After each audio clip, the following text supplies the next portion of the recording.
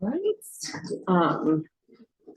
We will officially call this meeting to order. Can we confirm a quorum? Do we know who from the board is potentially on Zoom?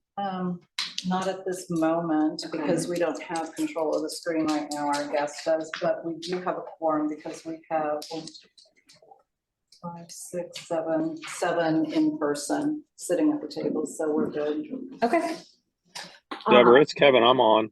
Oh, thank you. Hey, Kevin. So I think Anybody else I just get the same from the board?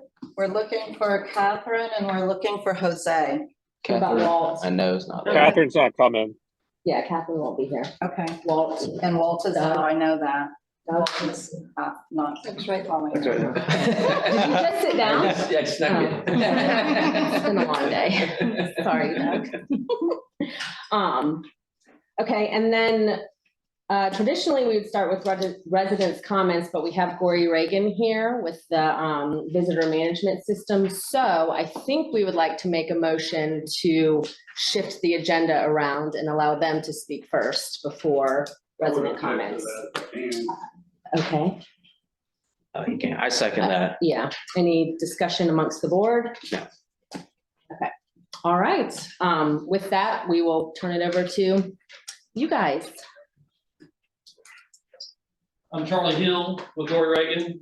With us, Charlie Reagan, our president, Jason Garrison, and Kevin Dunn. Kevin's our installation and supervisor and knows everyone on staff here quite well. We're here to talk about visitor management. We've got the current system that you all use with your credentials on your car. So what visitor management is, it's a way to track who comes and who goes. Runs reports, it gives you the data. And instead of just handing somebody a note or saying, go ahead, you know who has been here and you run those reports. Credentialed access is what you have now. Everything you have currently will tie into this system. So you don't need to change your windshield stickers. We're not going to change the readers. We're just going to move that into this visitor management system. Mobile credentials is not something we've discussed using now, but you could add amenities. So you could add a pool gate or a tennis court. A lot of our facilities use that. You could put it on the front door to the office here, any of those things. And you could use your cell phone as a credential. You could use a card. You could use a key fob. Visitor kiosk is where if you have a gate that's manned 18 hours a day, but you still want to allow visitors to come in with their pass, they could come in. We also would tie into that if somebody goes to a gate that's closed, the ability to talk to the guard at the main gate. I think that's the kind of the general plan, or what we think the plan is to always have a guard somewhere. But if somebody pulls up to a gate, can't get in, they can't find their pass, they've got somebody they can see and talk to and get them to come to that gate, create a new pass, and then they can let themselves on the system. License plate recognition is something that's an option as well. And that's just gathering more data. So when you get a guest that comes in, we capture their license plate. If they're parked illegally, whatever reason, doing something they shouldn't do, you go in the system, you find their license plate, you've got their name, you got who they're a guest of, where they're staying. That way you can go find the person. So it's really just gathering data. Go to the next slide.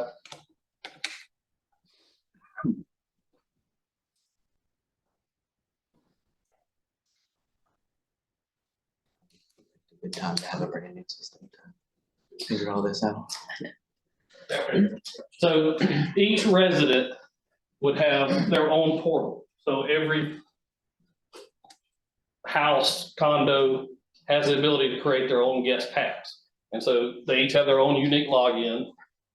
They go in, you can do it by computer. You want to go to the next screen. If you don't have a computer, there's an app for your phone, and then you create the guest pass. The board decides how long you could create a guest pass.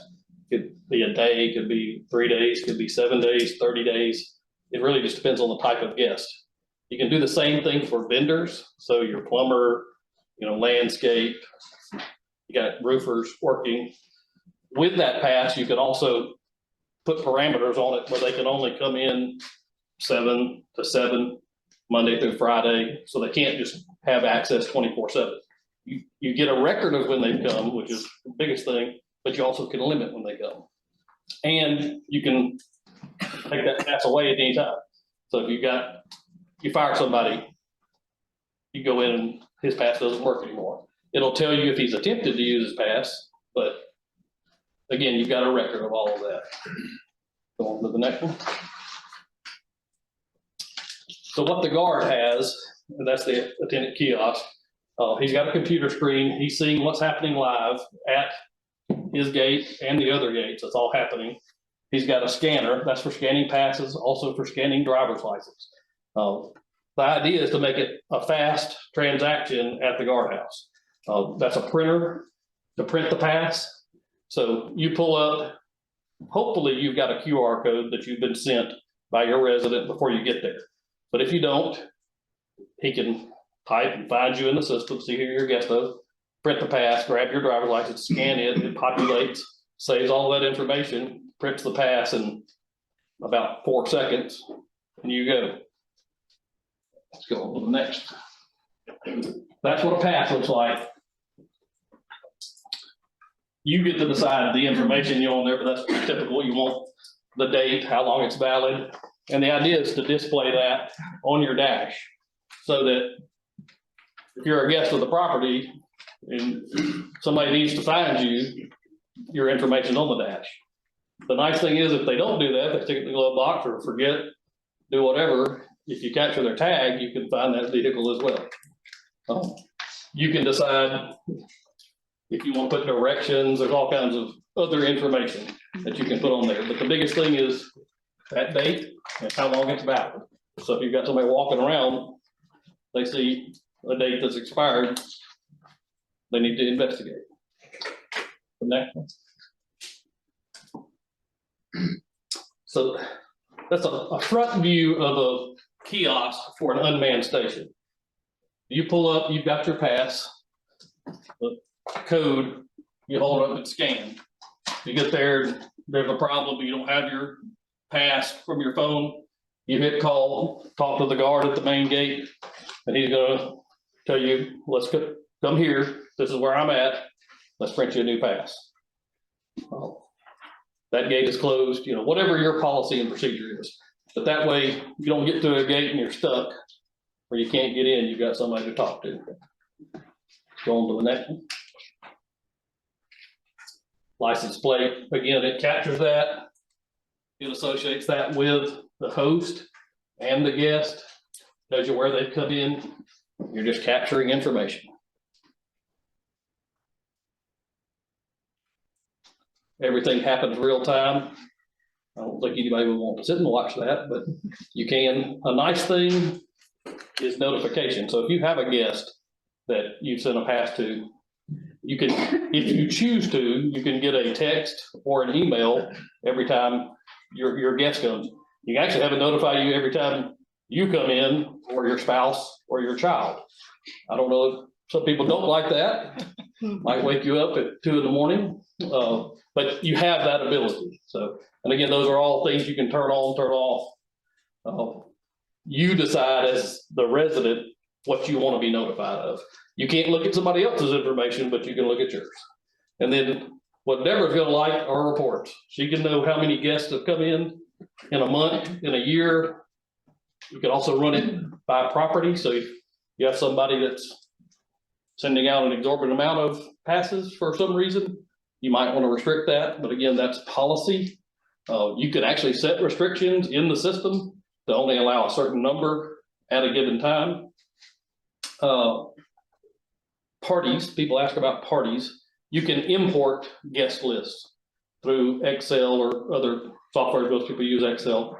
So if you have a big event, a wedding reception or something like that, you can import that in to the system. So I was just gonna minimize this,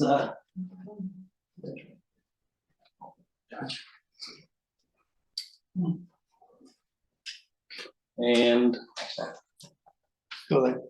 Oh, did I go back too far? no, that's good. Okay.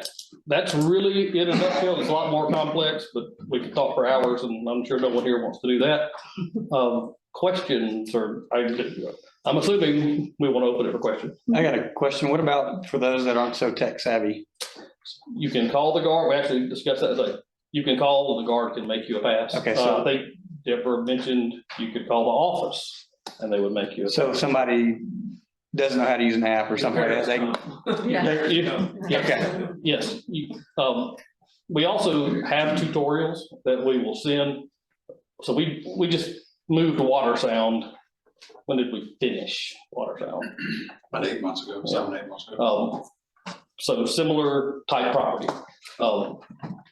Education beforehand, having, and y'all do a good job of publication, but sending the information so that they know what to expect.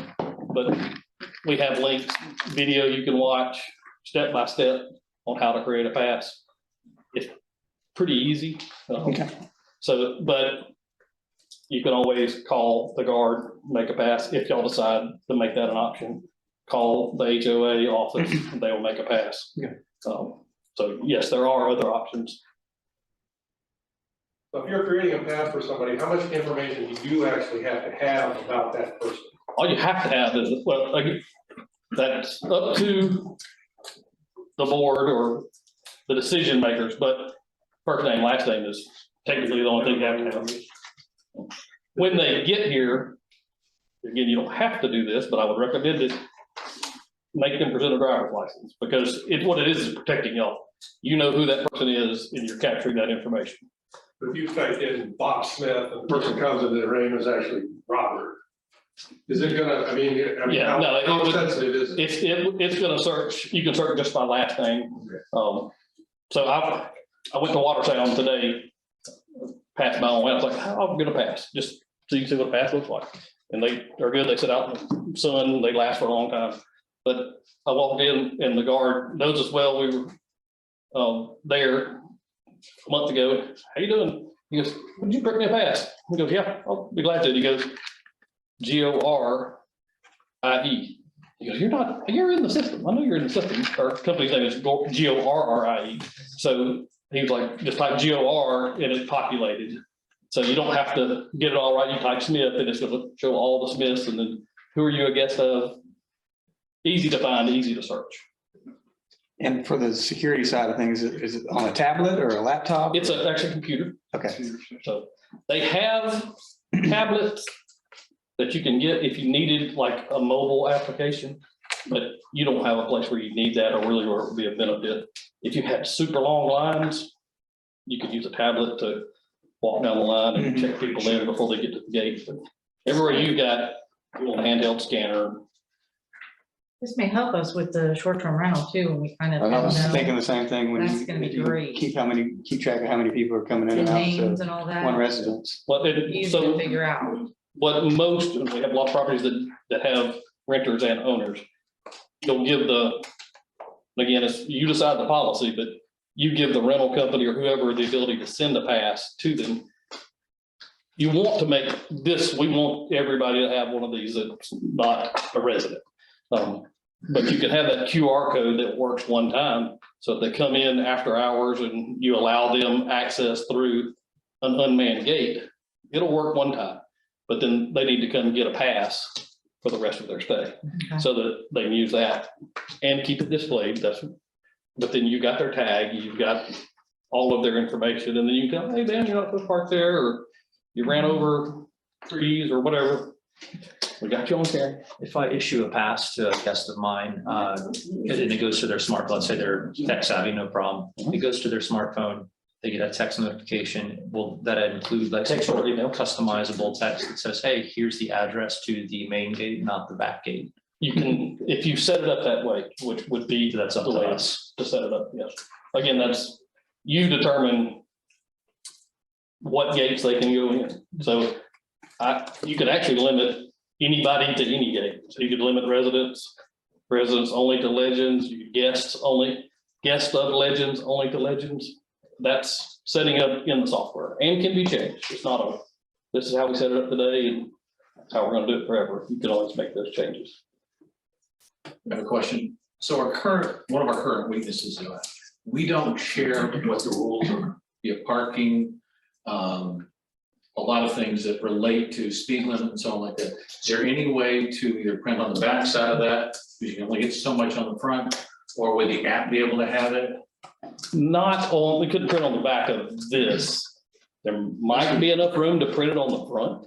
I think the example had maybe one or two sentences. So we can go back. But Jim, I know, right, we want to include more. Parking's one of our biggest issues for vendors and for residents, not parking in the right place. Nobody told them they could be.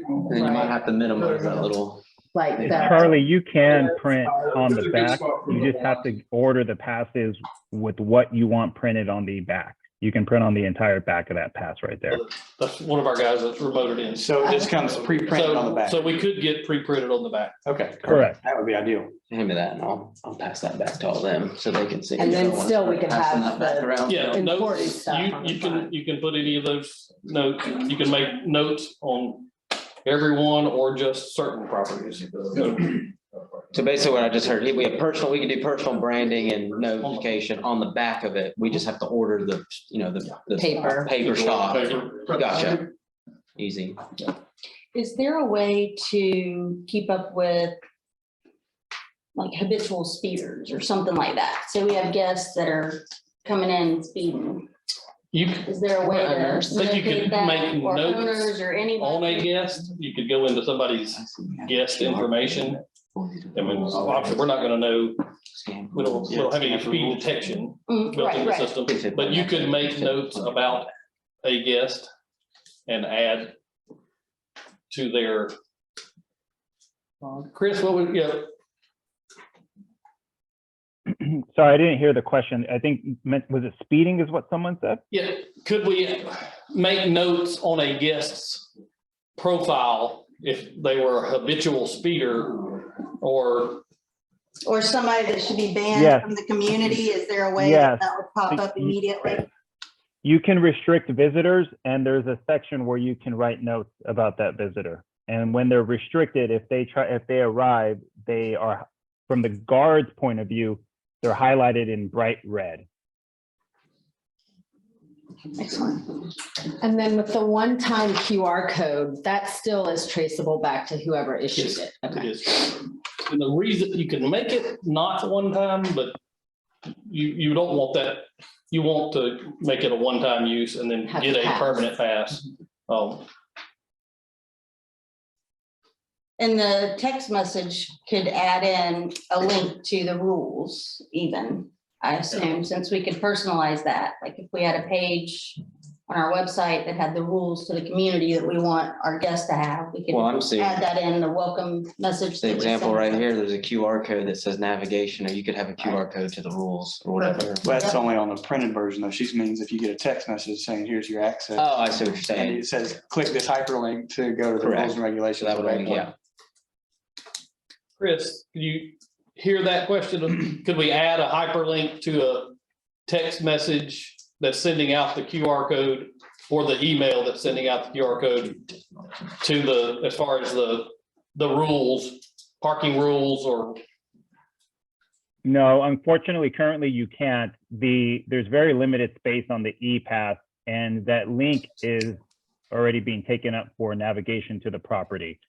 So if we were to change that, that would change all e-passes across our entire customer database. So unfortunately, we don't have that that ability to do that. Thank you. Will there be a way to limit who in the household issues those permits? Like my teenager can't get on there and issue one. 1,000 people and- Yes, so it's password protected, so you don't have to give them access, but you can also limit the number. So if you did want to give your teenager access, you could set a limit where they can't issue 15 passes. You could also have yourself as a notification when a pass is issued on your account. And is there one Right. user per household, or can you have multiple users per household? Multiple. Multiple, yes. So there'll be, you have a primary resident, right? And you can have multiple primary residents, and then under that, you have associated residents. So it might be a child, right? You as a primary resident can dictate what that other user under you can do. Can they manage a visitor list, so on and so forth. And you have insight, when you log into your account, you have insight into all that data, the visitor history for the entire property and all residents associated to that property, vehicle access and all that. So yours is, as a primary resident, you have almost, you're like an admin for your property. And that would be the same for like a long-term renter. The property owner would have the admin capability, and then the long-term renter would be under them with a delegated authority to issue passes. Correct. Yeah, the owner would have to set them up. Right. Same with short-term rental management. Exactly the same. Thank you very much. Yeah. I think that helped with reducing the redundancy and increase the speed at the gates. And it'll help with the The door-to-door biggest solicitation that we difference have is sometimes. The information and the speed as far as check-in. Yeah. That's really what makes the difference. So thank you for your time. No, thank you so Thank you all. much. Thank you, guys. Yes, thank you. Okay, with that, we will move to residents' comments. Keep in mind 4 minutes per topic, and then please just state your name and address.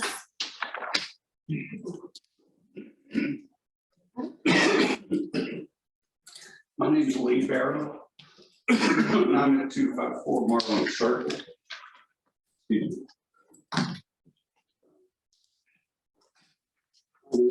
Present a letter to the association requesting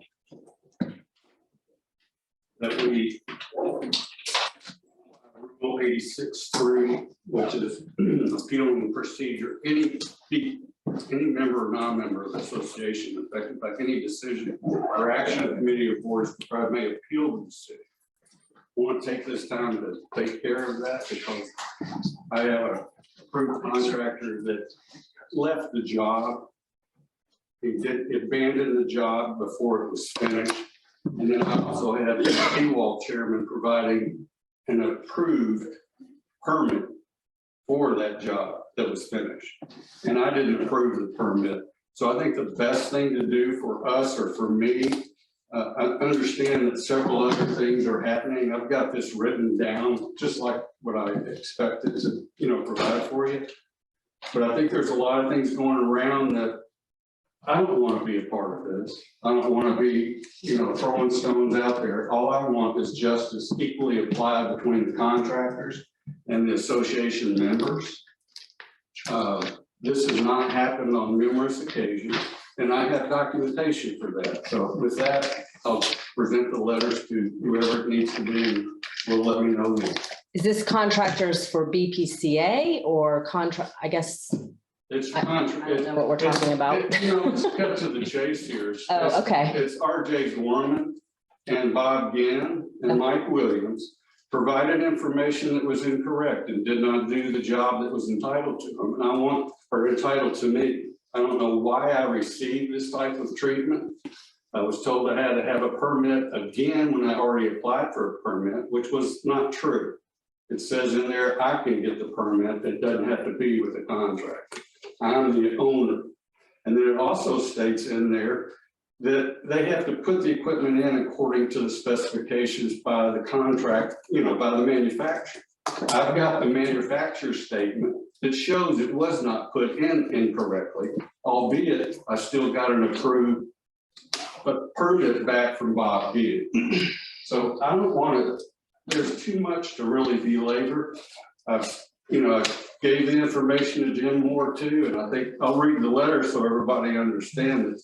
Residents, including myself, and cut me off if it's 4 minutes. Residents, including myself, have been harmed financially through decisions, non-action, and action of the Canal and Waterfront Properties Association. Rule 86.3 provides for an appeal to that procedure. And I'm requesting a special appeals committee to be formed at the convenience of James Moore to start the process of Rule 86.3 by way of this letter. This needs to be done in order to bring back the reputation of Bay County or Bay Point Community Association and Canal Waterfront Properties Association. We cannot have any contractors that abandon a permitted job because their experience doesn't allow them to do the job.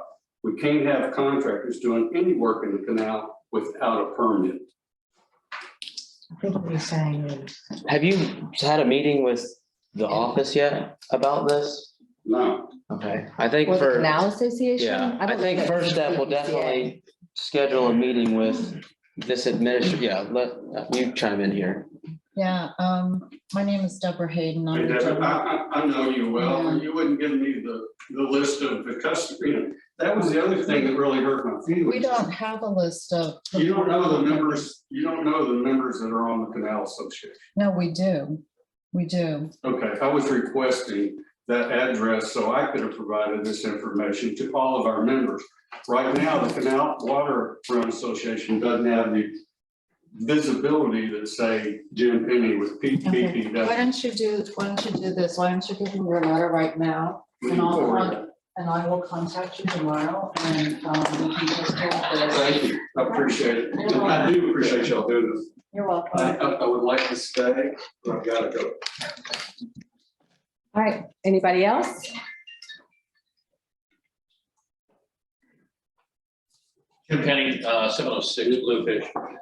I trust everybody here had a chance, if you have not seen the break-in or attempted break-in on Bpca. BPW will be addressing that next week at our meeting. I think the first and foremost responsibility of an HOA is the security of our community.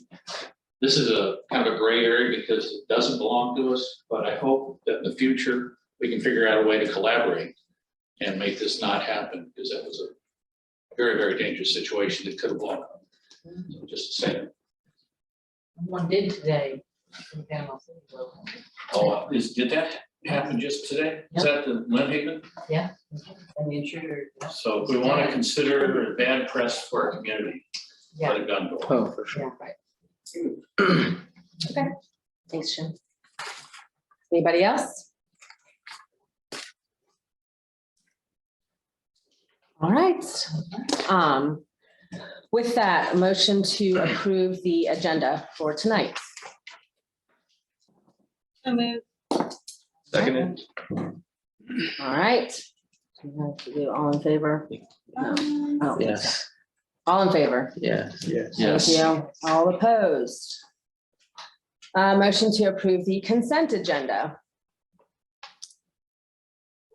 I'll make the motion. I'll second. Yeah. All approved or in favor? Anyone opposed?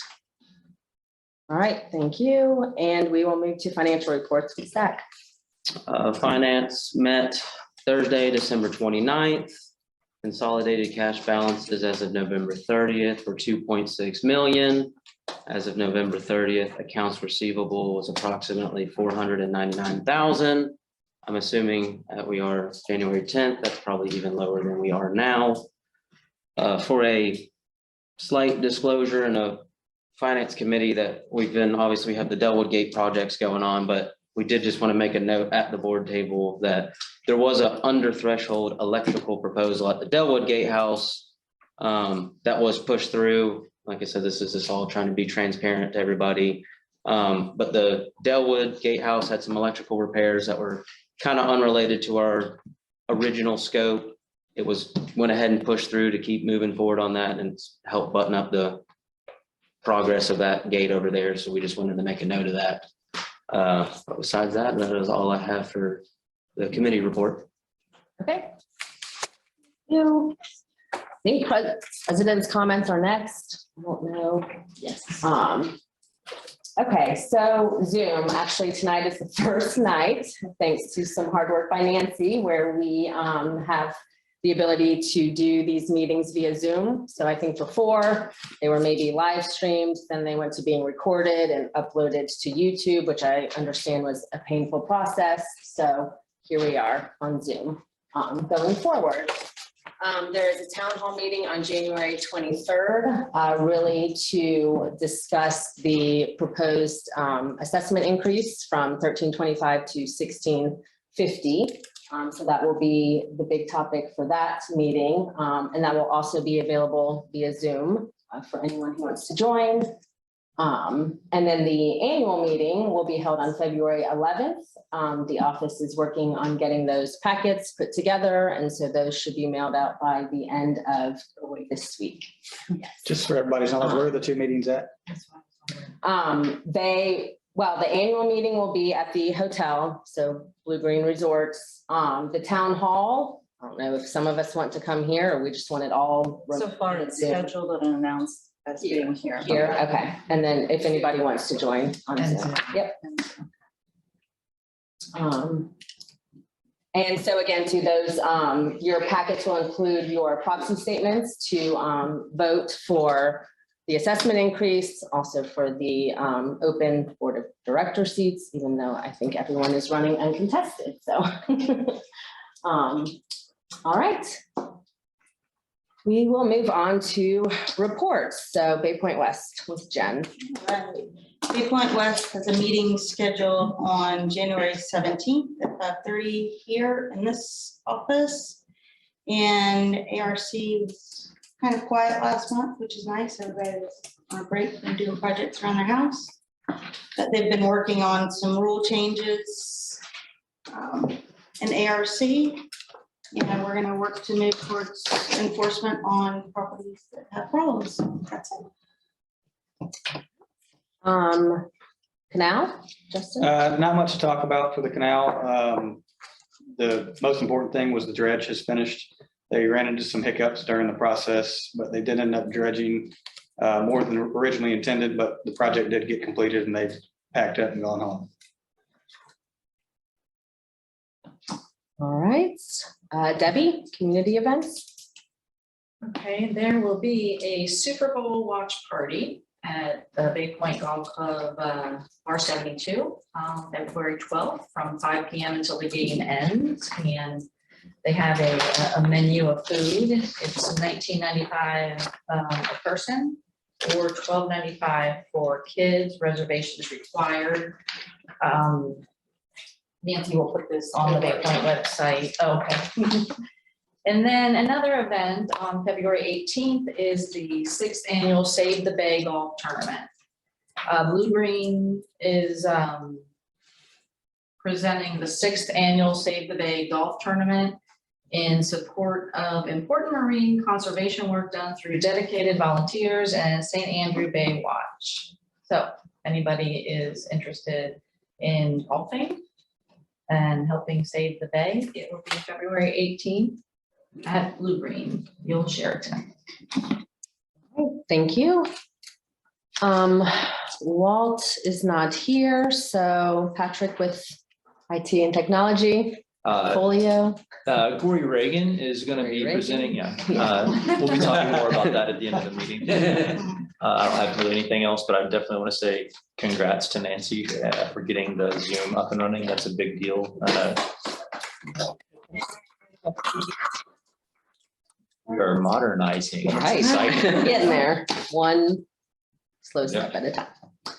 I don't see Carrie. Oh, hi, you're not in your usual seat. You can start on the 29th of December. There are no major projects for the board to approve. On the approved projects, there's a typo on my report, Nancy, on number 1, just strike the word video on the gatehouse renovations, but they're doing the final punch list on the gatehouses. So that's hopefully going to be completed very soon. Emerald Cove striping was also approved at the last board meeting, so we're coordinating a plan for them to get that started. We went about and actually Zach did a great job verifying the places we want to stripe and Xing out the areas with the old golf course area, the streets there that don't need to be striped. But those are the crosswalks and the stop signs for both safety and aesthetics. The video scoping and the vacuuming of the boxes and drain lines are starting. We'll be starting, I believe, this week. So that's good news. And we're going to start on the, I think, Amberjack area. I believe the troubled area is over that area. The pending and ongoing projects, the Dragons Ridge Road lot. The survey was done. There weren't any environmental issues done. John, I don't know if you had a chance to recommend next steps for us, but I don't have anything else to report on that. Do you have anything to report on going forward with that gift lot? This in process. Yeah. The documentation has been prepared, and I think he was sending it to Kathy. Yeah, I haven't seen it. Yeah, I know. Just that Yeah, I know it was close to being done. I think we're at the finish line at this point. Good, good. Thank you, thank you. The golf field alignment signs at the gates, both the infrastructure and the finance, we're just kind of weighing the judicious use of our funds here. And to get the 2 new signs and updating the sign there, Jan Kool-Aid, costs about $25,000. So we don't know if that's a good way to spend the money. As I look at it, as I sit here today, you know, their gatehouses are renovated. Landscaping looks great, the entrances look great, it might make sense for us to move forward on that. So we want to talk about that a little bit more, but it will cost $25,000, but it will make the overall entrances even one step looking better. The Delwood Gatehouse electrical, as Zach had mentioned, the under threshold electrical proposal. We did go through a series of bids, and we're going to go with Mad Craftsman, and that's about $3,900. So we'll get that taken care of. From an operational perspective, we talked about getting a routine cleaning of the drainage grates, and because a lot of things collect here, and we think that once we get a contractor or someone to do that on a routine basis, once you get all that stuff out and do go about it routinely, that'll enhance the drainage across Bay Point. And we're still trying to look at getting a list of the light poles for Florida Power and Light to come in, straighten them out, get the right color lights and that sort of thing. And finally, as we always mention, Bay Point residents and homeowners, call the Bay Point office if you have an infrastructure issue. If you want some updates, give them a call. That concludes my report. Thanks, Gary.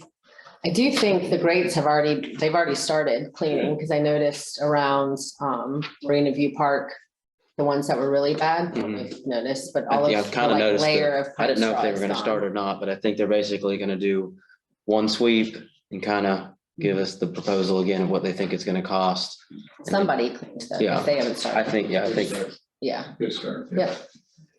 Should we go ahead and put in a motion to approve up to a certain amount for those monument signs?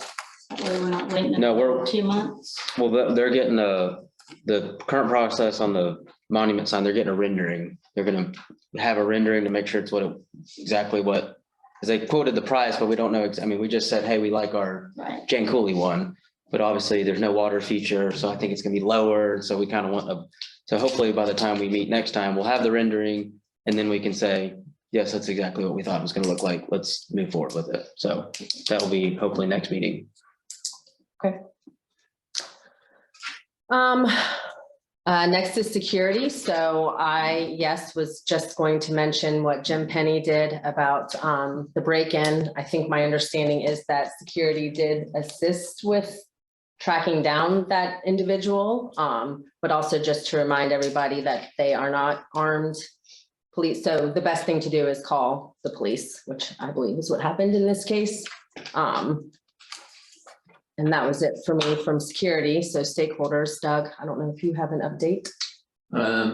We finished collecting the data. We've got to get together with John and get his information combined for the gatehouse, and he has the golf information and how many people went to the golf course. Okay. And we'll probably try to schedule stakeholders meeting later this month and sort out those numbers and come up with new numbers for, based on the calculation. Okay. All right, Deborah. Okay, well, it has been a nice quiet month for us here because of the holidays. People, not everyone was around and doing work, which really allowed this office to prepare the documents for the upcoming annual meeting. As Samantha said, those packets will be going out by the end of this week. So we have that all coordinated and getting it out the door. I did want to share one thing, and I have copies of this on the table for the board. I passed it around a little bit earlier. Do you? Yep.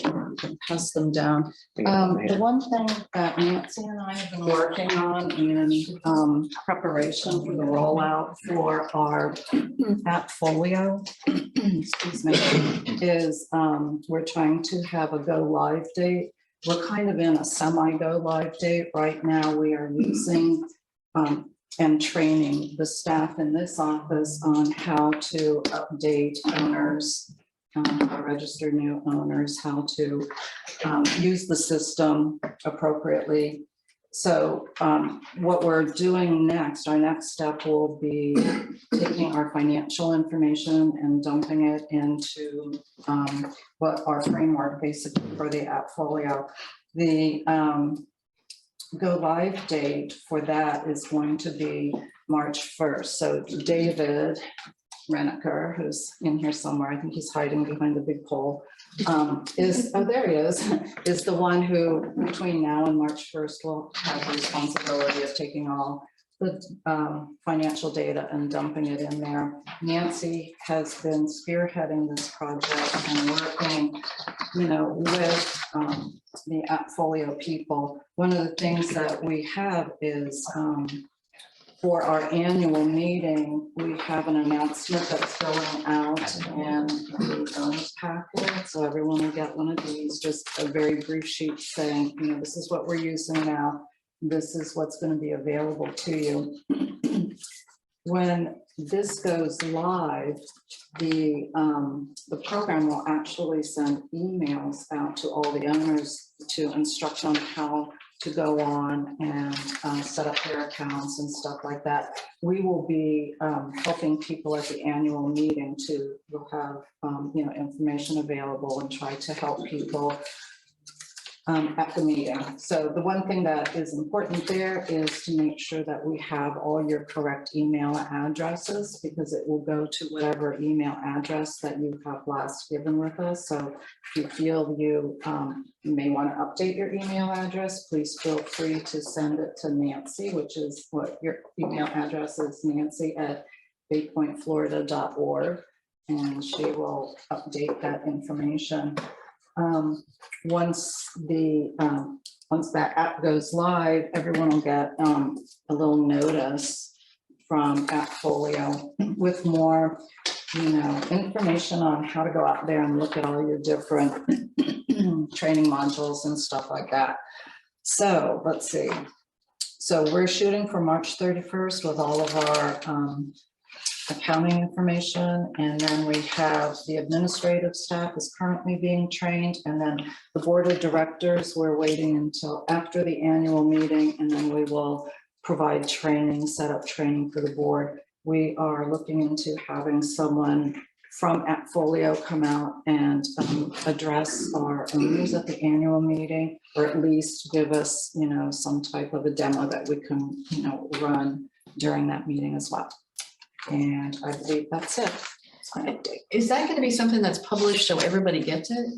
Because if they're not listening or watching on Zoom, is that something that's gonna be like a? Yes. Okay. Yeah, it's gonna go out on the website as Okay. well. Yeah, we have the first mention of it is gonna be in the annual packet, which is Okay. going out to every single owner here.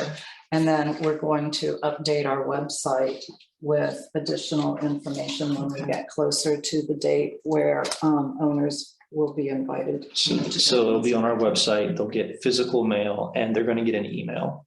So that's pretty solid. Yeah. And this allows, so you can make payments, you can set up automatic payments, you can submit ARC requests, it'll allow everybody to be more connected. Yeah, once we get everything set up, it'll have a lot of possibilities, a lot of good things. But one of the first things that everyone's most interested in is how do I log in and how do I pay my account or my dues, whatever. So this will be the first thing that goes out to the owners. And then as the other things become available, we'll pop them out there too. Yep. So That's my report. All right, thank you. That and all the gates are up and running, thanks to Lori Reagan. It's been a good month for gates. Well, fingers crossed. Okay, new business. So we have a few motions for properties violations. So this is to move into administering fines, suspending use rights, and also entering into pre-suit mediation. So we have 5 properties. Because the names, the addresses, and the dates are different, I have to read this 5 times, but we're gonna lump it into the 5 individual motions rather than 15. Correct? I can do that. Okay, so bear with me. You have to listen to me read. I move that a fine, suspension of use rights, and let's see what it's technically called, the initiation of pre-suit mediation is started against Nissim Igal Ufta, I apologize, who is the owner of 242 Marlin Circle, Bay Point Lot 281, in the amount of $100 for 10 days for a total aggregate fine of $1,000 following failure to comply with the declaration, association bylaws, or reasonable rules of the association. And that is because the rule for all 3 of these that's being violated is Bpca covenant and restriction number 32, unsightly or unsafe property conditions. Violations include, but are not limited to, an unkept yard, paint, non-matching materials, no ARC project plan to resolve, and that written notice be delivered of the fine being levied, and that Nissim Igal Ufta will have an opportunity for a hearing before the association's fine and suspension committee on February 23rd at 9 a.m. at the Bay Point Community Association office, 4000 Marriott Drive, Suite C, Panama City Beach, Florida, 32408. Second. Okay, discussion? All those in favor? Aye. Anyone opposed? All right, number 2. You gotta read every single one. Well, yeah, but I even condensed them down. Oh, It's wow. because all the dates are different, and I guess Oh, the boy. fine number. Well, actually, this is the same fine number. I guess we just keep going through it. Hold on, let's make sure. So this is the same number 32. This, yeah, Same date too. same date and number 32 for the 2nd and 3rd. Can I read them all?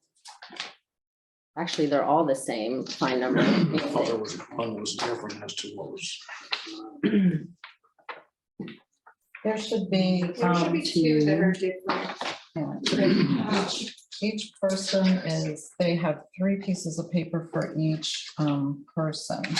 So the first one is to levy the fine. Yep. The second sheet or the second form is Suspension of use, to right? impose suspension of use rights. And then the third form is the one that agreeing to do pre-suit mediation. But they all have the same violation number of the Bpca covenant and restriction number 32. 132. Right, yes, Yeah, that one's that one's different. different. These 5 What is Are the suspension of same. use rights? They can't use the are house. RFID. So since I agree, 132 is different. The rest Because of that's them. in Legend There are Lakes. different words for each of them because each of them does have a different violation Oh. underneath. Condition. A different 32, condition. yeah. Mhm. All right. Okay. I move that a fine be levied, a fine, suspension of use rights, and Motions are all provided in. writing to the writing in board. Detail to the board. Mhm. I thought that's what we did last time. I think it's fine for you just to move each of the motions Okay. as presented. Okay. Do I need to state their names individually, or we can just make a motion to move forward with these 15, and then we'll do 132 separate? Yeah. Okay. All right. I make a motion that we move forward with the 15 fines, use right suspensions, and pre-suit mediation that's presented in these documents as stated.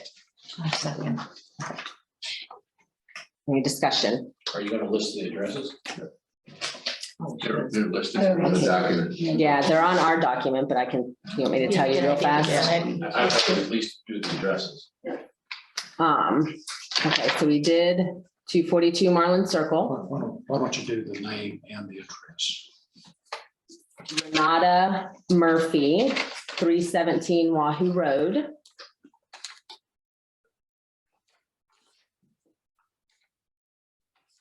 Olivia P. Klein, trustee of Olivia P. Klein Revocable Trust, owner at 345 Wahoo Road.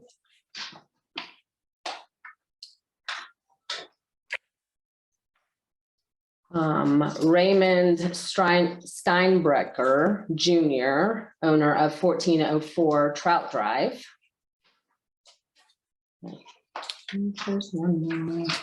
And Gary S. Kirkpatrick and Ann T. Kirkpatrick, owner of 1608 Wahoo Lane. Okay, those are the 5. Yes, okay. Second. All right, any discussion? I have to give you a correction. So we're not a Murphy. It's no longer on record, the owner is David Murphy. And that's been changed under Bay County.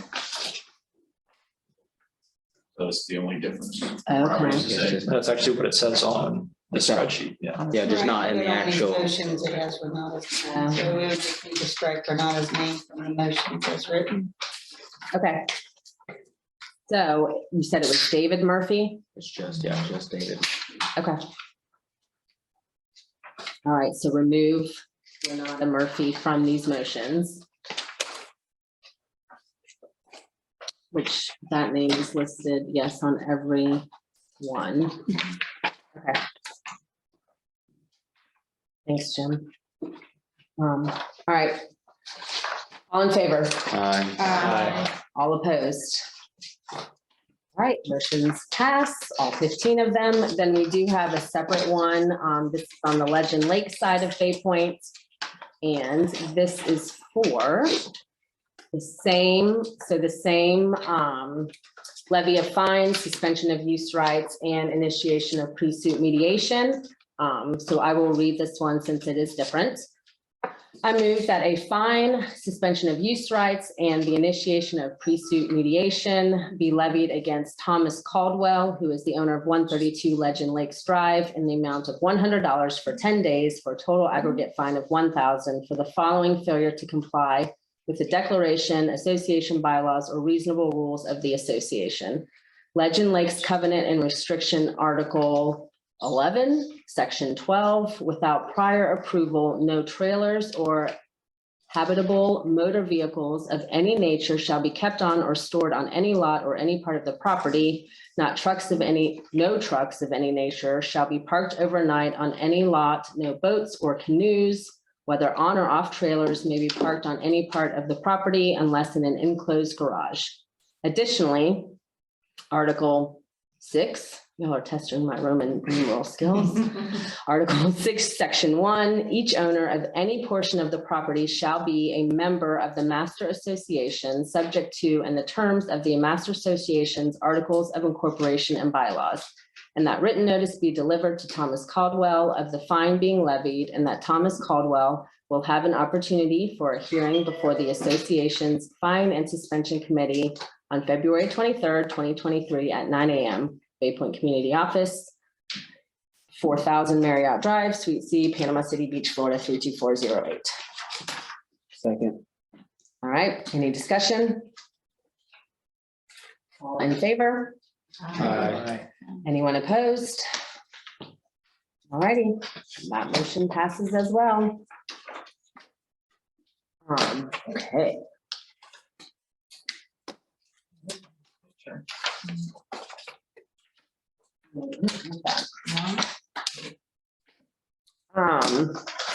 The next item under new business is the delinquent accounts voting rights suspension.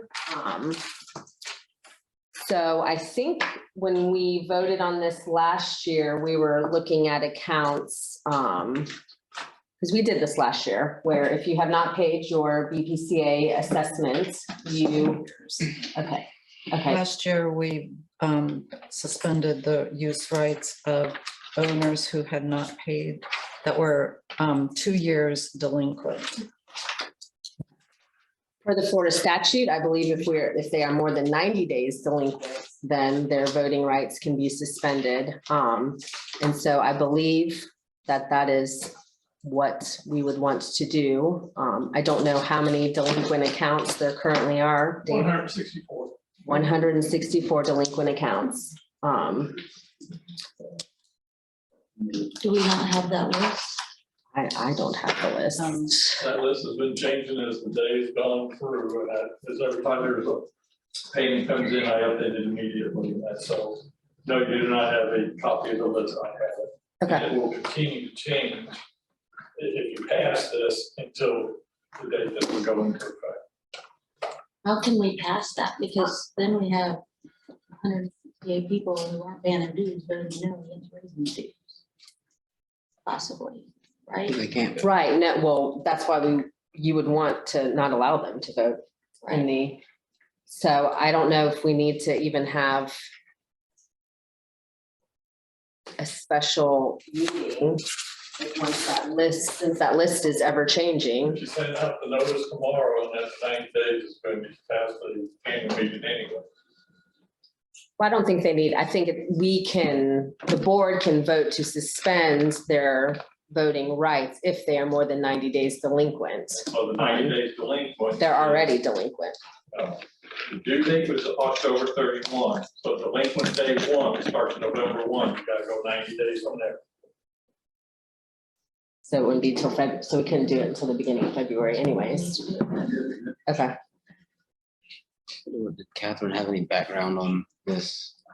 I think it's just because last year, when the decision was made, it was like Deborah said. This accounts wasn't that turning were- off the RFID though, was it? No. This was something This was- unrelated. Oh yeah, this is just voting rights essentially. Right. Okay. So we would have to hold a special meeting then at the beginning of February anyways. How many of those accounts are over 90 days as we sit here today?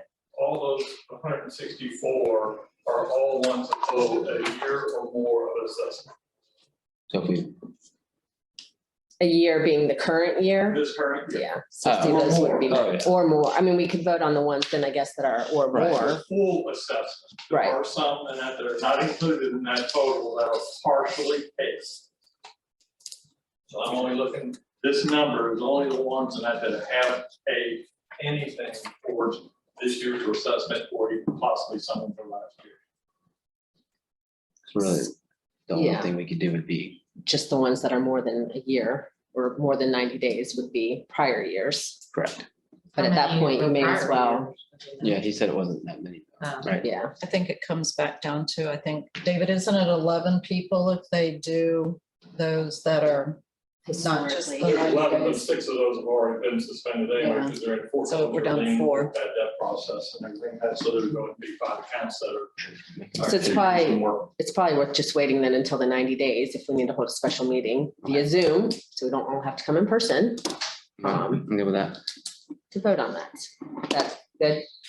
Action So plan. is there any extra notification needed for people before we suspend their voting rights? Something be put in their packet? What does the office need to do so that we can do this?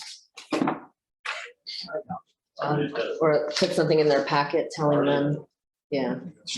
Yeah, this is the statute. And basically what it says is that the pre-notice and stuff for that does not apply there. Yeah, an association may suspend voting rights of a member with a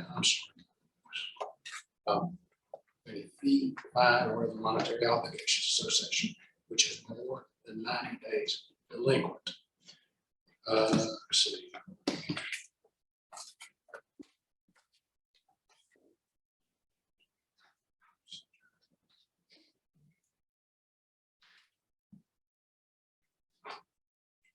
January 30th should be 90 days.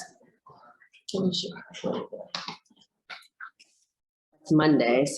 Yeah, there's no other notice requirements. And in fact, the notice of hearing that apply to suspension fines, suspension of use rights. Do it's not apply to this. Okay. So they don't have the right to hearing, notice. I mean, I guess we could be courteous and include something in the packet. That's a lot of. Actually, we are. Actually, we are. We came up with a way of doing this. We have taken David's list and we have indicated in a way that while we are stuffing the packets, if there is that special little mark on certain piece of paper, an extra piece of paper, it's a half sheet that lets people know, that, at the time that this packet was sent out, that their assessments were in arrears. And we've asked them, we've shared with them that, the board can, if they want to, suspend their voting rights and other things, but we're letting them know that at this point, you need to call the office and pay your bill. Okay. There's And, nothing wrong with doing that. Okay. yeah, It's not required. Right. we just decided that, and RFID though. How past due were they when we did the RFID? those we have to give notice. when Right, they're going- but I'm just saying, when we did it last year, how, Those were probably the same severely. okay, so there's severe Overdue. people, okay. Yeah. Huh. Do our covenants put us in trouble if we suspend like 164 voters? And we still have a requirement to say get a majority of the voters, the members will vote for something? Yeah, like if we've, It could affect your. our own rules, do they, because of the covenants having that higher If you restriction? suspend voting rights, there have provisions for reducing The quorum. the total to a status. So our covenants then adjust, our covenant requirements adjust. They have a quorum requirements, yeah. Statute applies, Yeah. Okay, regardless. I just wanted to make super sure we didn't have some sort of weird arcane thing in our rules that didn't mess us up. Because Your documents are okay. I do. Yes. So. What was that other weird thing that we dealt with last year? The documents are so old, they The don't, Kaufman. yeah, that Yeah. doesn't matter for this. Okay. This is a procedural matter, it's not a substantive. So it looks like 90 days would be January 30th. We should probably give some time actually though to allow, once those go out, and hopefully people choose to make payments. I don't know. We can figure out a Yeah, date we'll talk more about it. for a meeting. Well, should they not include the proxy and everything in their packet if they haven't paid? Because then what if they send We it? haven't suspended their Yeah, we haven't Not suspended it. voting rights, Yeah. so yes, they have. They need it. Are you gonna be able to mark their document, like, so when We they got it send it covered. in? Cool. We got it covered. Okay. The next item, so non-Bay Point ponds, and it says concept terms and authority to proceed. So this was discussed with John last week. And it really pertains to the pond in front of Gulf Villas as you enter the Delwood Gate on the left. It's the pond that has the fountain. I believe the fountain is currently working, but that pond is owned by that Gulf Villas, but in the past, I think BPCA stepped in, installed the fountain, installed lighting, and now they are looking to BPCA to maintain the fountain and the lighting. It is working. Is it Yeah. currently? It is Okay, currently I know this fountain is not working, but that's not our pond. So the discussion was, since BPCA doesn't own it, we shouldn't be maintaining it. But John mentioned getting an easement agreement from the Gulf Villas that would allow BPCA the authority to maintain the pond, maintain the fountain, whatever BPCA wants to do with it, because that's visible to basically Is that just Gulf everyone. Villas too? That's the only pond, yes. The Gulf Villas too. Every other Who is- pond besides Redfish is owned by the golf course. Okay, who is managed by Bird Management? The golf villas is? Okay.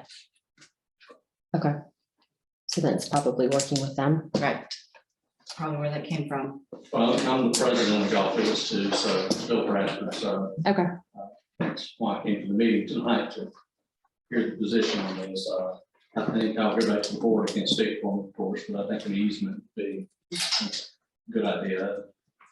That you continue caring for the pond since it's so busy. Mhm. Thank you. Again, that's, that's up to the board to decide if that's the approach you want to take. The idea for the easement is, number one, you do not want to take ownership of the pond for a couple of reasons, not the least of which is the exposure, potential liability that as the owner you would have. And the second thing is it would be difficult, if not impossible, condominium to meet the requirements that would be involved in selling or transferring ownership of part of the common elements of condominium. Require So- 100%, correct? 100% would have to agree. 100% of the ownership. Yes. And so Can the board grant can a condo board grant an easement Yeah. without having to get yes. voting right? Okay. Yeah, Yeah. that's statutory, and I don't even need to look at the documents, but I'm sure their documents include the authority of the board to grant easements. Okay. Has it been clearly determined that it belongs to Golf Villas too? I know there's questions about surveys and No, it's deeded on the property appraiser too. It's parceled out, owner, Golf Villas, common, or Golf Villas 2 Community Association. Now, I've not done a That's what I've seen. I mean, like I said, we don't hold there's nowhere we have not found a deed that this BPCA owns it. Is that pond integral to the drainage of the rest of the ponds? I think there are some connections to it. Because one thing, and that we continually battle there is having enough parking, so we discussed if the pond was gonna be given to us, if the maintenance of it's gonna be so expensive, we might apply for a permit to fill it in. Correct, yeah, if you probably very well Parking lot. could do that as long as then the county would have to approve. Right. Because like I said, we have, Bay Point's, majority of Bay Point's runoff goes onto the golf course. Well, he can't just say, I'm getting rid of everything and then cause us to flood. The county would never approve that. So that would be the same thing they would go in. But yeah, very well, if, like I said, it's y'all's pond, whatever y'all can get approved to do is your guys's. Well, I think it'd be in everybody's best interest to keep it. Yeah. And I think this just goes to with the whole corridor thing that we're trying to figure out from a Yeah, we're- landscaping standpoint, Yeah, we're running the same thing too. Everyone wants the main entrance to look good. including us. Including me. I used to live in Golf Villas 3, but Golf Villas 3 owns it. I think we were running into issues about using community association money on land that we don't use, similar with the fence issue for the golf course. Obviously, I don't think we can sit here and vote to spend $150,000 or $60,000 to pay for someone else's fence on someone else's land, though it helps protect our neighborhood. Right. Maybe with easements, there's a workaround. I think there's more discussion for that. Well, in a little bit of history, prior to 2015, in the past, Golf Villas 2 was required to take care of the maintenance on that pond because we lived there. And at that time, Golf Villas 2 is responsible for the fountain and the lights. So was that, I was gonna say, I wonder if that went in when that whole renovation of the corridor I happened. think it was even after that renovation that Golf Villas 2, we ended up having to pay to have them come out and fix the fountain and the lights. Okay. But I agree. I mean, there's been so much. What's the cost of the maintenance of Inconsistency. just that pond that BBC is currently doing? We pay, It's lumped into, Others. one Yeah. contract with Redfish and that pond together all. 284 a month. 286. yeah, A month. Yes. So their pond has to be less than $75 a I month. think it's around Redfish 89 or was, something yeah, like that. $80. Yeah, Okay, It's vegetation. so less than $100 a month.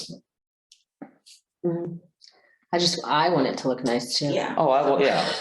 I'd love the whole corridor to look nice too, but I just don't know what we're allowed to do and not allowed to do. Pipe dreams. Well, that from the information from Lake Doctor, when I was working on doing the consolidated contract, and that basically you've got a fountain that is on/leg. And it's not the proper type of aeration system in there that they would rather replace it, and that's probably $6,000. Okay. Who should speak with later?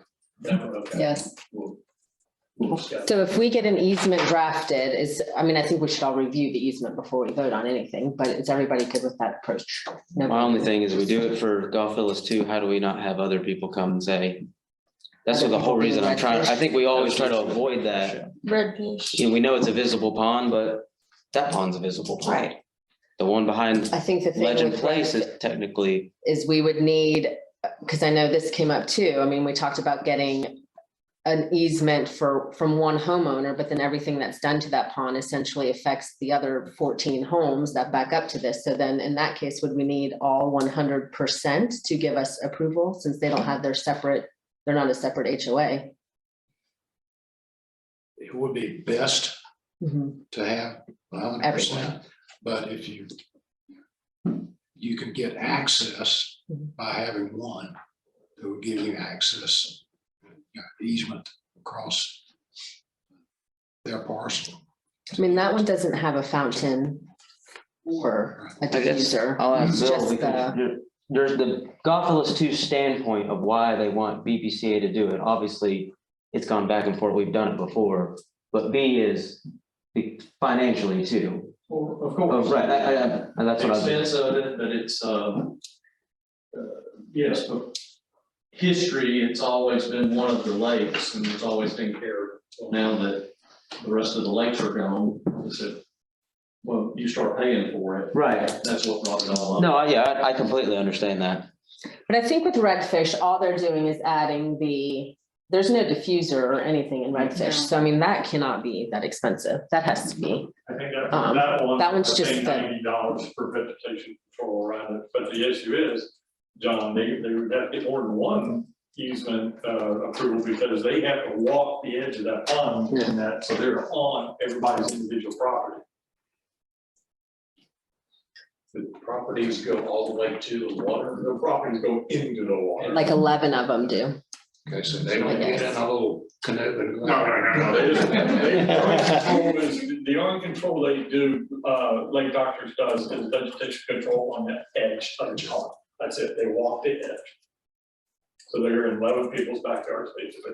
So they're gonna need. A lot of easements. Yeah, I mean, I see a lot of hiccups because like I said, I understand Golf Villas too is, the reason we could see like why we want it to look good is for the people that use it a lot, but then you could have residents on the Legend side that say, hey, I'm part of that kitty too paying that. Why am I paying, that doesn't affect me. So I mean, I'm just trying to think of everybody. Then when it comes to John, every other Warren could pond ask that for- is part of our Do we- drainage system. If we do an easement So we on have one, are we drainage establishing management. precedents? Like, Right. can we pick and choose which ones? Like, we just want to do that one? Do we have that choice? It's the main entrance, that's why. Yeah. I mean, to me, yeah, that one's right. But then so is John Warren's. That's a main entrance right there at Jane Cooley. Right. And that pond looks terrible. And then once we start taking care of one of those, then it's every one of them. I do worry about the precedent that sets. And our risk and like I said, they were talking about, like, I know we once talked about it. I guess there's risk because it's water, why we might not want it. Well, Because and we talked about one time, 100%. everybody wants Bay Point to take care of the landscaping and make it look pretty, especially on land that we don't own. Well, then what if we say, give it to us? But then that one exposes risk, having water. That's the reason. Because we thought about, because my thought was, especially as I was commenting about, hey, I know we all want to take care of it, but we don't own but a few feet in from the asphalt. Is Golf Villas 3, give us that island. Golf Villas 1, give us that island. Golf Villas 2, give us the pond. You no longer own it, you no longer have to maintain it. When you do get mad at us, you do have a finger to point at, but right now, you're getting mad at it's coming to this table, though we don't run it. And for the you're talking about the easement versus transferring ownership of it for liability. I'm pretty sure that we're not currently insuring the pond, or insurance company's not aware that there's a pond on the property. Might make a phone call, might make a phone call. Yeah, what would happen if somebody fell in the pond? Probably, I would sue the owners of it, which would be the owner of the condo, all 50 condo owners. Association. Yep. I was just wondering too, with the easement conversation, I own land in another state. If someone signed into an easement with us now, but then sold the property, is it a new easement? Because that's the way it was in another state. And somehow get the easement and run with the land. Because I think when the property owners change, they get a new easement, which they may or may not agree to, right? Is that? This easement would be from the association. It's not from the individual owners So it would never change ownership. in the condominiums. For the golf villas, For for the that- for redfish this pond, specific case. For redfish. it would be For different. redfish, it would be. Yeah. But I think the sticking point about the easement would be who would have liability of it if it was granted an easement and become BPCA's liability. We wouldn't let that happen. Yeah. Well, I mean, currently it's Gulf Villas 2 liability. Correct. So. And probably if I'm sitting here, I would say, yeah, we want an easement, we'll make it clear and make a fountain, but I don't want to assume responsibility if an accident happens. I couldn't see myself voting to say, hey, we don't own it and we're going to take liability of it and take care of it.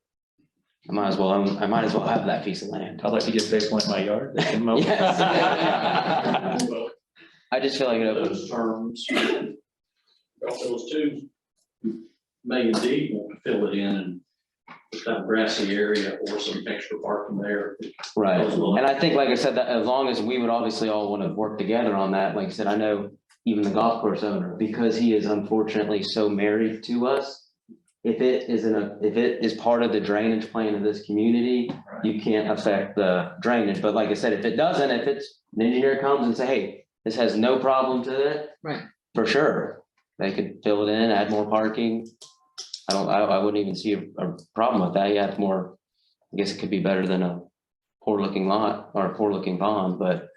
The question is whether it's a part of the original drainage, stormwater. drainage Correct, and plan. if that's the so, then yeah, I would not, they would have to, it wouldn't get permanent. And I don't know.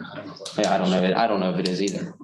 Well, I think it's much cheaper to probably maintain that pond than it is to fill it in and Oh, for sure. asphalt over it. So. Yeah. Okay, so more to come? Yeah, I feel like there's more like legal discussion on that than anything. Mhm. Yeah, I agree. I know it's not a whole lot of money to take care of it. Mhm. But when you start saying, okay, we have an easement, now does the easement give us more liability? Could we just enter into an agreement just to take care of it? That's what we have right now. Well, right now, we are. There's no agreement. There's no agreement, but we're not at like, Without doing the easement. I guess until, yeah, I'm assuming none of them are gonna come after us for anything for trying to make it look good, but we that's why he's recommending the easement. We've opened ourselves to liability, like going on property we don't own and performing actions on property we don't own. So what is your recommendation, John, regarding these? That y'all decide what you're willing to do. And What's your legal opinion to limit our liability for the association? Get the easement. Yeah. that, absolutely. If we want to take care of it, get an easement. Get an easement, yeah. That's gonna have some hold harmless indemnity provisions for liability to the owner. Okay. Okay. Good. Maybe the fountain will die and then I'll. Well, that one's dead. Fill it in, right? It could happen. David just If said. that fountain dies, it's gonna cost you even more to maintain. Right. Because that's the only thing that's. Can we get some like, what carp, what eats grass? Reeds down in there now. Carp? Yeah, but they're saying What eats Yeah. grass? it's very expensive. That's why didn't want anything to do with replacing the lights and because of the age of that fountain. Yeah, I mean, like I said, I mean, definitely, I think majority of the board wants to care for it, wants for it to look good. But given that we're representing 1,600 people when we sit at this table, we have to cross every T and dot every I. Well, and the precedent is the big thing. Yeah. I mean, how much is it gonna cost us to take care of every single pond in Bay Point? I Correct. think that we need to think about that before we make any decision. All of them are on golf course property except for this one. And Red And Fish. But what? So could we, if I mean, but I think we could limit because those are privately owned outside of Bay Point even. We can pick and choose which ones we want to take care of. Correct. We want to So say, we we would just want, we just just want give this one. Sorry Right. about you guys, but we want to take care of this one because it's a community. It affects the community. Look, Doesn't everything on the golf course affect the community also? yeah, we don't want to go into that. That's way too- So that's what I'm saying, does this not We just open up pick our the, battles on that. We pick one. does that not open Yeah. up that? Bay Point voted against taking over the golf course, so. They voted against The agreement as presented. the $12 million. Yeah. All right, so I think Okay. hopefully we can finally close this maybe next time, but maybe have more discussions with you about the actual, it sounds like majority of us want to figure out how to take care of it. Yes. Because the cost The is, cost is low, yeah. the cost is low, but okay, well, just what we're hearing, the cost sounds like it might not be low for very long, because we're gonna have to replace this fountain. I know there's options for fountains because at Right. our property on Laird, we had a fountain and I can guarantee you my dad did not spend $6,000 on a fountain. So All right. I know there's options out there that are less expensive. Diffusers. To aerate, yeah. Yeah. Diffusers. Yeah. Okay, more to come Who then. provides the electricity for the fountain? I don't think the light is, you mean like to run the actual fountain or for the light? There's a pump. I can almost imagine that it's tied into the common, I would imagine. a common of that, Condominiums. yeah, the condominium power. Yeah, $1,600. Okay, That's the liability. we have Gory Reagan on here again. Do we want to I think that's the talk, yeah, that's Yeah. to talk more about the cost? cost Yep. and how it helps. Just to back up. Am I to do anything? Yeah, I think we're gonna have to have more meetings about this. Yeah, Okay. I mean, like I said, I think the standpoint is, yes, we want to take care of, I guess so far, it's just that pond. But we need to figure out, I guess, what kind of easement we need to get, what kind of liability it creates for us. How long does that easement last, so forth. I think the argument too could be made, that one is visible to every single person who drives in, whereas Redfish Pond, nobody ever sees it. That's what I was saying. We just spent $30,000 on their drainage. 11 people sit in their backyard. Right. Yeah, I was gonna say, yeah, but yeah, and then it Then opens they up. should band together, split $100 a month, each chip in $10. So then if I There you lived there, I would say the same thing to Golf Villas. They got more people. But we don't see Redfish Pond. We True. see Golf Villas. Well, True. what about the one right here? at Jan Well, yeah, I Cooler? hate mean, that that one. one's right there. I would almost propose taking over that one just because the fountain's always broken. And there's, the golf balls float. There's so much algae in it. So Maybe the stakeholders will take that up. stakeholders, yes. Yes. Well, maybe it could be part of the stakeholder agreement. Yeah, somebody call a timeout. Yes. This is the longest discussion we've had all night long. Yeah, Yeah. move Okay. over a pond. Right. Well, it goes into the whole. Correct, yeah. Road. Oh, for sure. Okay, Gory Reagan. I guess What do we, yeah, do you want This is to, you. everybody This is- has this the, is you. we Yeah. should have the. Yeah, everyone's proposal. seen, there's two proposals on, I mean, okay, the reason why we're even talking about gate management, which I'm sure this is our biggest turnout on residents that are here. The Facebook page is the most comments I've ever seen in the Facebook page, all due to the fact, why are the dues increasing? Well, everyone says the two reasons, everyone thinks we are already paying, I guess it seems like a lot of people think 1325 is too much, and we're trying to we're trying to figure out how to save money. And everyone always says, well, save money. Why do your security guards just sit there and wave you in? They don't do anything. The neighborhood's not secure. We've looked, and I can vouch for this. I've spent way too much of my life trying to find how to save money for this neighborhood. And there's really three options. Pray that the road doesn't crumble in, and pray that the drainage doesn't break, or security. We don't need a $5,000 savings, a $10,000 savings, a $20,000 savings. We need a $200,000 a year savings. Well, how do you get that? The only thing that I can see is reduce our security labor and use technology to help offset this. And so Catherine built this, which she's amazing with her spreadsheets.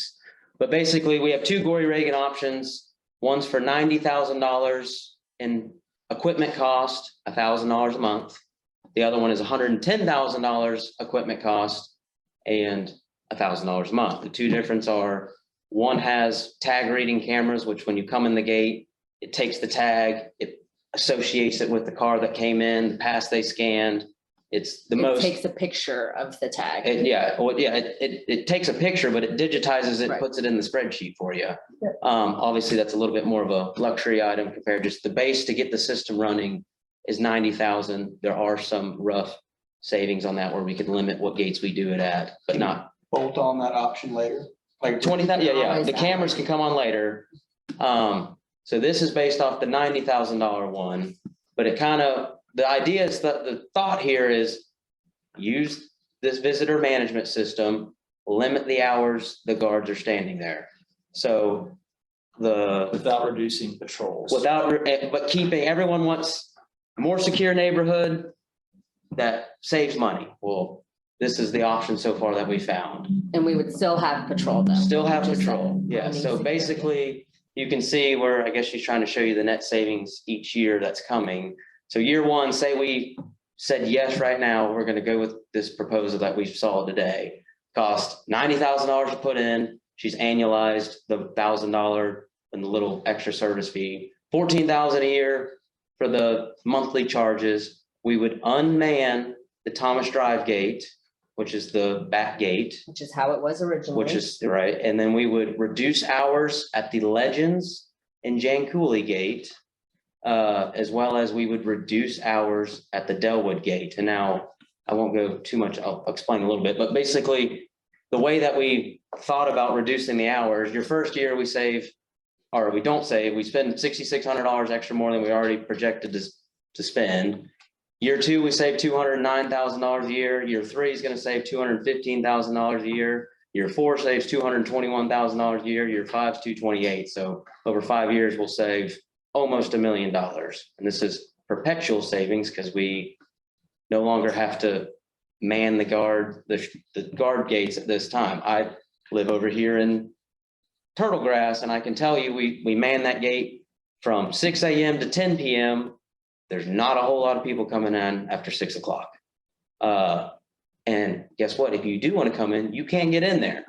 This technology will allow you to get in there. If I grant my guest, my Uber driver, my DoorDash, whoever I want, I can give them the code. They get right in. They don't have to go in to the main gate. Like I said, I'm kind of proposing what I've heard that he didn't all explain. Currently, I've seen where someone's leaving for a fishing tournament or a fishing trip at the marina, and they have 14 guests that have never been to Bay Point before. I never realized until this summer, they have to go through the Delwood gate. They ended up everywhere in the neighborhood. They were on Amberjack, they were on Trout, they were trying to get to the marina. That used to be my business every day. Yes, so this would allow that marina slip holder, the vendor that's having them come, send them QR code. It only works at this gate. They're let in. You don't have to worry about, well, why are they getting in here? How did they get in there? It's all tracked. But the summary is it saves the big ticket item that we've been looking for, and it adds more security because you really, if you're in this neighborhood, you were invited by a resident. You don't just get to say, I'm going to XYZ Marlin Circle, here's your pass. I don't have any other details about you. Like I said, I don't think we're ready to make, I mean, I would like to do it, but I've just, to be responsible enough, I'd like to have one more finance discussion about how this fits in our current budget, especially with all that we're looking at, weigh the pros and cons. If we don't get the approval on the, you know, I know we can afford this if the increase happens. If it doesn't happen, can we still do this? And now this helps offset some of the costs.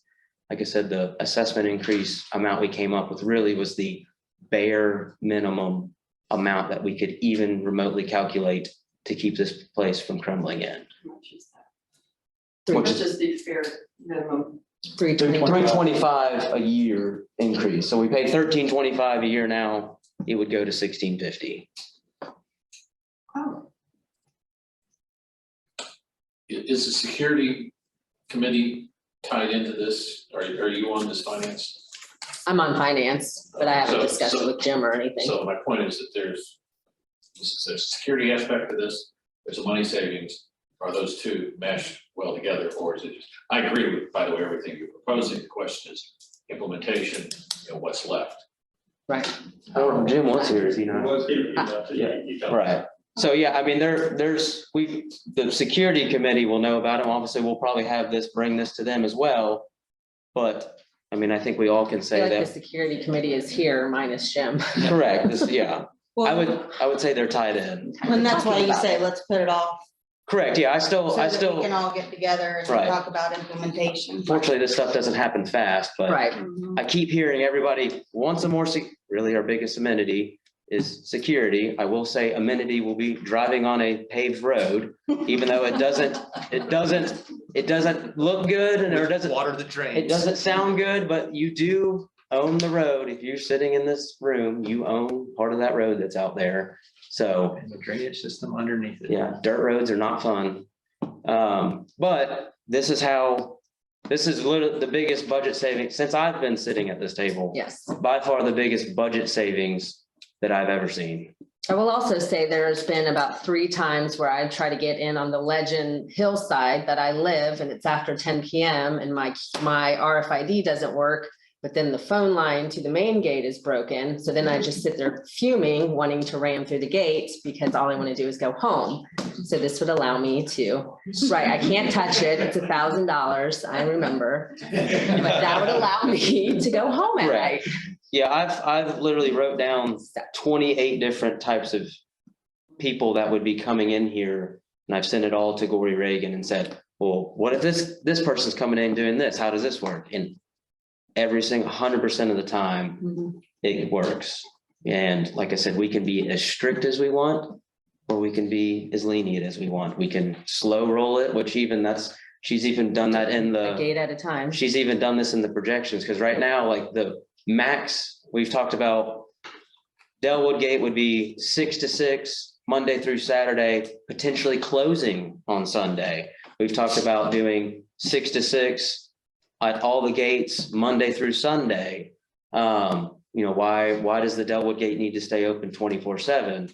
Obviously at nighttime, we could still have one patrol and have one person sitting at whatever the headquarters for this system is, waiting there. So if someone calls up to the back gate and sitting there being weird, they can go over to the loudspeaker and say, hey, you need to come to one of these gates. Make sure you have your credentials. Well, and this would help with the main problem that we hear from Jim is he has trouble hiring and keeping employees. So this is addressing that problem. Yeah, as hopefully well. this could limit the hours where we can keep our best people. We can Potentially keep pay paying more, competitive. But Because we're not having, I think we have 30, how many security 15, I think is. are like on rotation that we staff? 25 security. That's insane. So, We have to increase the, pay, I think we get a little bit higher standard than to be able to work with the computers. We get. right. But yeah, this is why I guess, like I said, we saw the presentation, we know the cost. We'll talk about it one more time at a finance committee and bring it up to a security committee before, just to make sure there is a place for it. How long is it gonna take to implement this? He said like to install it would be no more than a couple weeks. And then, he'll have some training, but he said that they put a community of 2,000 residents on, and they went to basically the strictest they wanted to go within 90 days. Everyone bought in, it was easy, the apps were there. Like I said, they worked really, the office and the security worked well with the residents. So for the time being, you could call in. So if hey, I'm overwhelmed by the app, I'm just going to call in. And then they slowly started teaching those people how to use the app, how to use the computer. This system is live at Watersound. So if you wanted to check it out, try to go to Watersound. Yeah. And Gory Reagan even said, he's like, I don't know what y'all want to do. He's like, if y'all want to get a charter bus and take your people over there and let them see it, like, you know, he's like, it's literally, you know, lifestyle changing to the residents in the neighborhood. Great, yep, Thank you. So, yes, Great thank work you. on that. Thank you. You're the best. Okay, ARC rule change. So I think in our packets, everybody should have a copy of the proposed changes regarding screened enclosures. So I'm assuming the areas that are striked out is what we currently have, and everything else is potentially the new language regarding this. So I don't know if we want to just have discussion. I don't know a whole lot about this. Jim Is leading all this. Thank you. I've been, I'm sure he's happy to help. I don't know if, has everyone, do we need to read it out loud? yeah, I haven't really even been briefed on it. It's on the, it's up there. Oh, okay. Yes. I guess what's the biggest gist? So I think it is to allow what I consider still a metal roof as part of a screened-in porch to be included as part of your, right? Is that what this is? Currently, the screened-in enclosures don't allow solid surface. This allows replacing panels, screen panels that are close to the house that do not encroach into the setback to provide shade as part of the screened enclosure. It's not a separate screened-in room. It is for pool enclosures or screened enclosures, and it allows shade technology. This technology, the type of roof, was not available probably when the original screened enclosure rules were written. And we have a number of people who have requested this because they want shade. Jen has a couple of examples that would show it. We have several of these that have already existed. For whatever reason, prior ARCs either didn't know about it, ignored it, or approved it otherwise, thinking they had the ability. We're trying to document so that we can administer these fairly across the board. So essentially, if you've got a screen enclosure today, you add one to your house, and you don't have shade, but you want shade, one of those screen panels would be a solid surface. It's an insulated panel. It can be walked on, it can be cleaned. And we purposely say very limited pitch, because if there's very little pitch, you don't see it.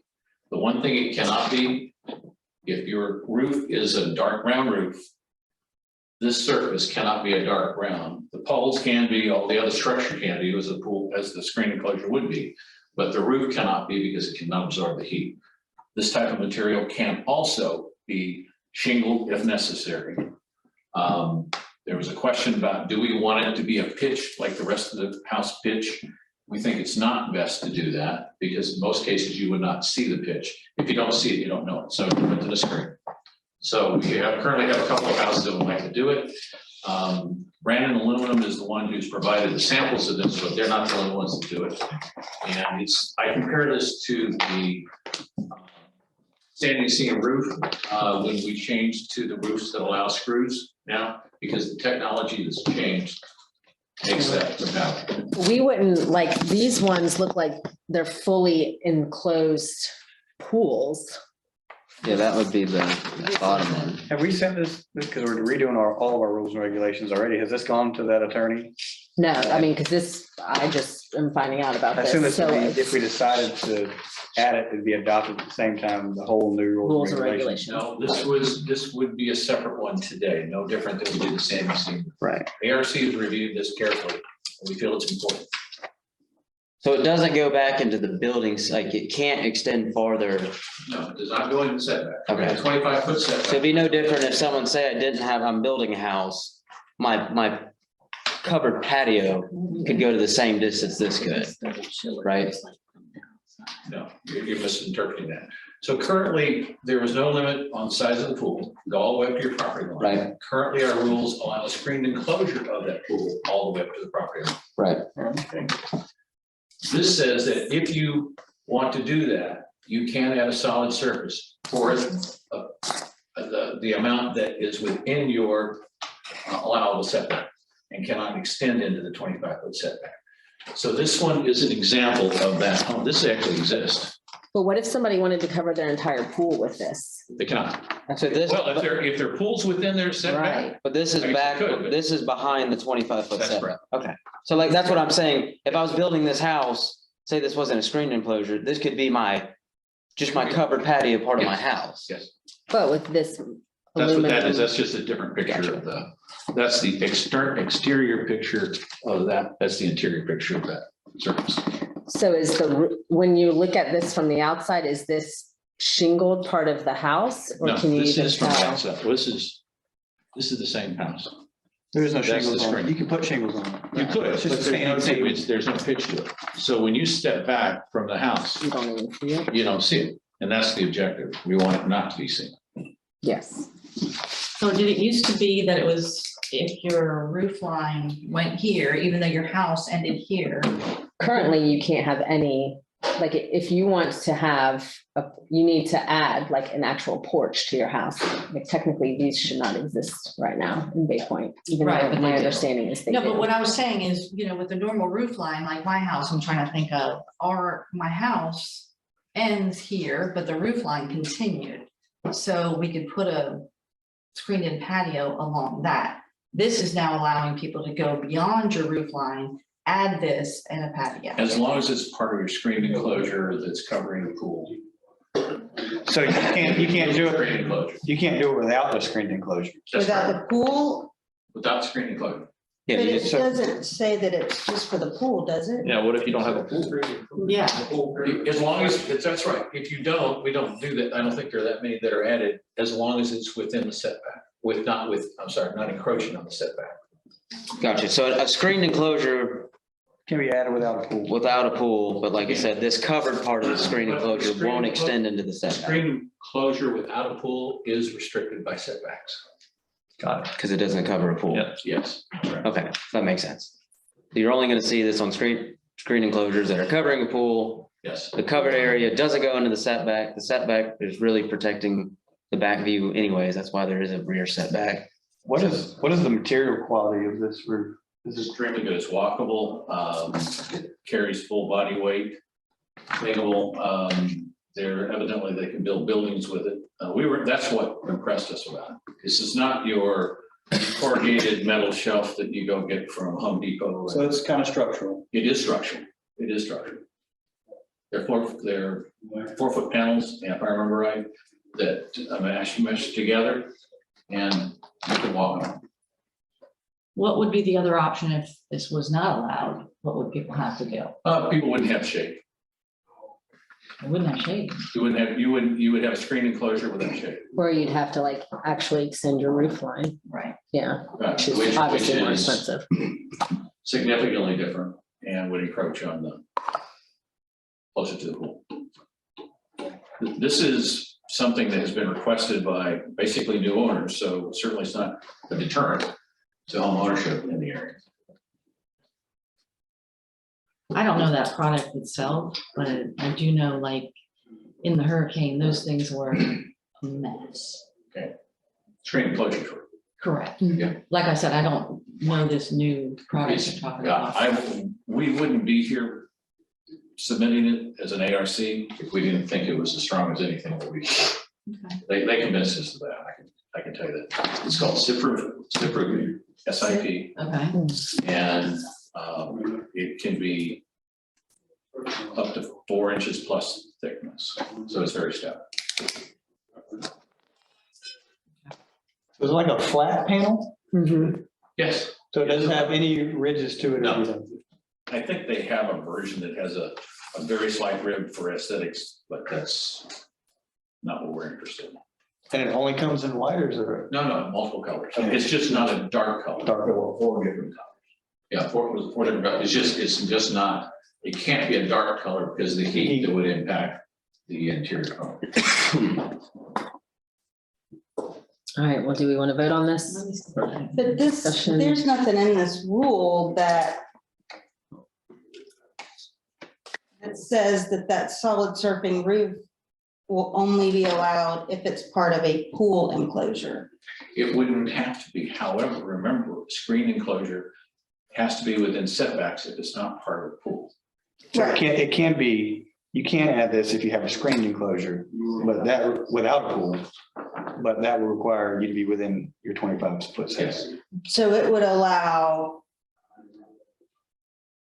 flat roof screen patio additions If it's within your setback. within the setback. Within the setback. So, And this can only, the flat panel can only go to the setback That's right. on a pool But can that enclosure. be potentially 20 feet long or something?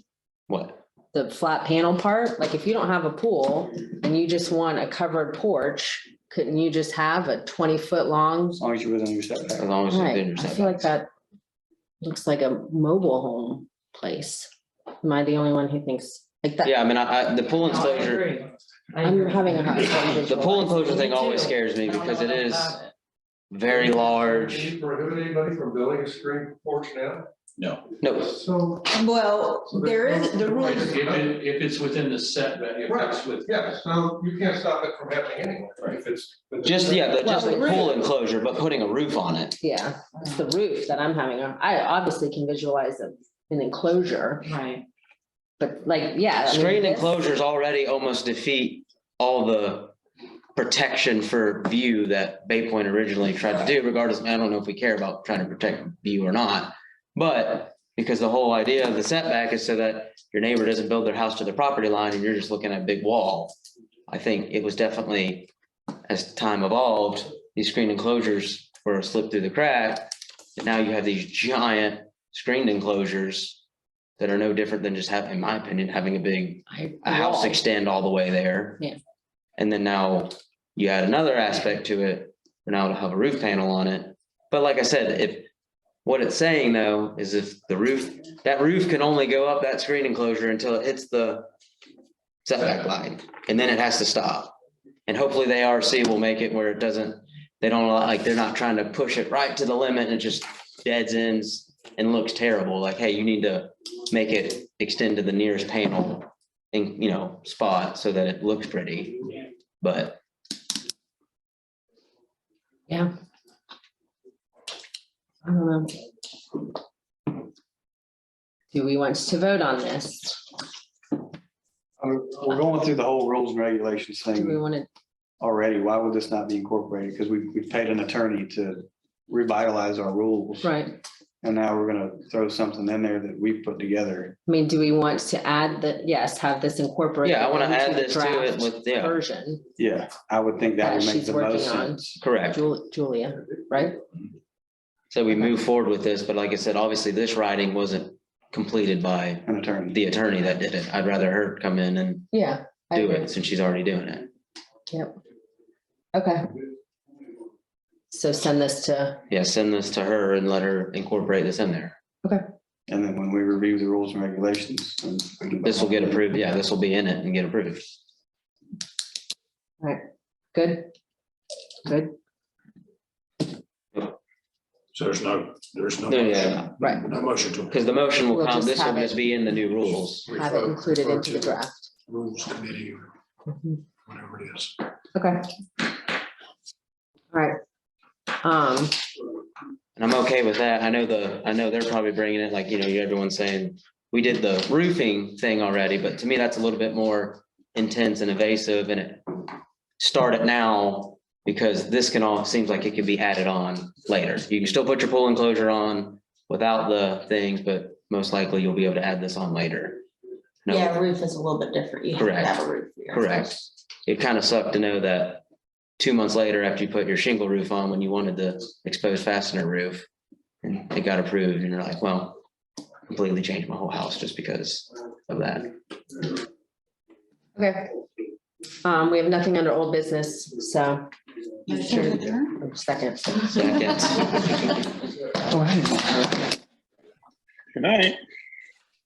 Hi, Kevin. 4:08, I know, it's like. Those,